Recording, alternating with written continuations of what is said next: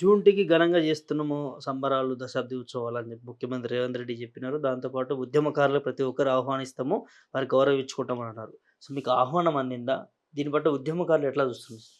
నాకైతే ఆహ్వానం అందలేదు. నాకే కాదు నాలాంటి వేల లక్షల మంది కూడా ఆహ్వానం అందలేదు. హ్మ్. నా ఉద్దేశంలో ఏందంటే నేను పదే పదే చెప్తున్నా. ఆహ్వానం ఇచ్చే వాళ్ళకి అర్హత లేదనేది నా అభిప్రాయం. హ్మ్. ఉద్యమకారులను పిలవడానికి ఆహ్వానం ఇచ్చే వాళ్ళకి అర్హత ఉండాలి. ఇప్పుడు నా ఇంట్లో పెళ్ళైతది. హ్మ్. నేను నా ఇంట్లో పెళ్ళికి నేను పిలిస్తే నాకు అది అర్హత కలిగినట్లు లెక్క. నేను కాకుండా ఎవరో పిలిచిరనుకో ఆ కార్డు నా నా కా ఆ కార్డులో రావాల్సిందేమో నా ఇంటికి. పిలిచేటోడేమో వేరే వాడు. హ్మ్. కార్డు చూసినోడు ఏమనుకుంటాడు? హ్మ్. అరే ఎవడో పిలుత్తాండు, పెళ్ళేమో వీనింట్లో ఉన్నది. అది వీడేమన్నా మెంటల్ అయి నాకు పంపిండని అనుకోడా? అంటే అర్హత లేదంటారా వాళ్ళకి? ఏం అర్హత ఉన్నది చెప్పండి? హ్మ్. ఏం అర్హత ఉన్నది? తెలంగాణ ఇచ్చిన కాంగ్రెస్ తల్లి. ఇప్పుడు ఓటు హక్కుకు ఒక అర్హత ఉంటది. హ్మ్. ఏంటిది? 18 ఏళ్ల వయసు నిండితే ఓటు హక్కుకు ఉన్నది.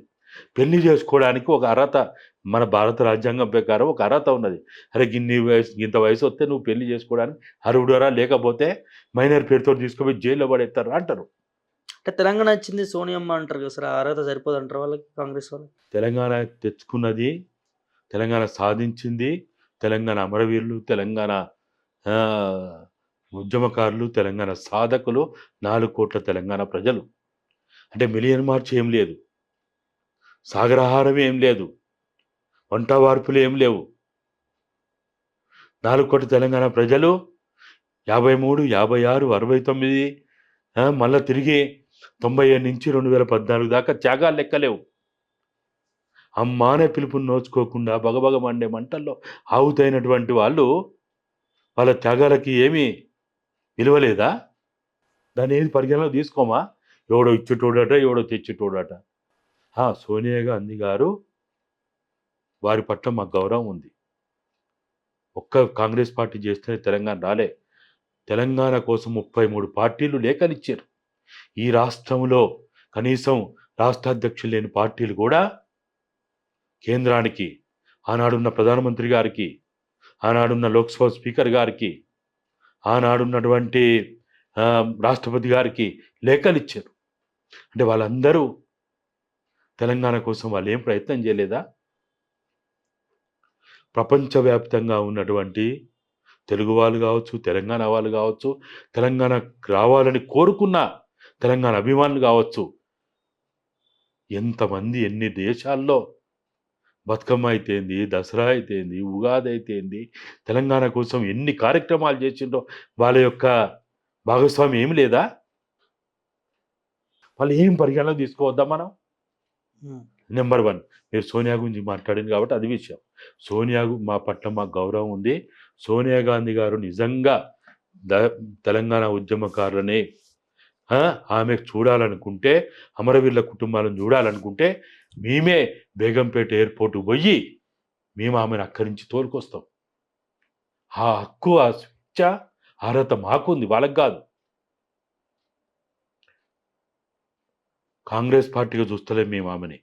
తెలంగాణ రాష్ట్ర సాధన భాగస్వామిగా చూస్తున్నాం ఆమెని. అది విషయం అయిపోయిందా? ఇప్పుడు రేవంత్ రెడ్డి గారు ముఖ్యమంత్రిగా ఉన్నారు. హ్మ్. ఆయన నాయకత్వంలో ఉత్సవాలు జరుగుతున్నాయి. హ్మ్. ఆయనకి ఏం అర్హత ఉంది చెప్పండి? హ్మ్. ఎట్లా అర్హత ఉందో చెప్పండి? తెలంగాణ ముఖ్యమంత్రిగా ఆయనకు అర్హత ఉండొచ్చు ఉత్సవాలు చేయడానికి. ఉద్యమకారులను పిలవడానికి ఏం అర్హత ఉంది?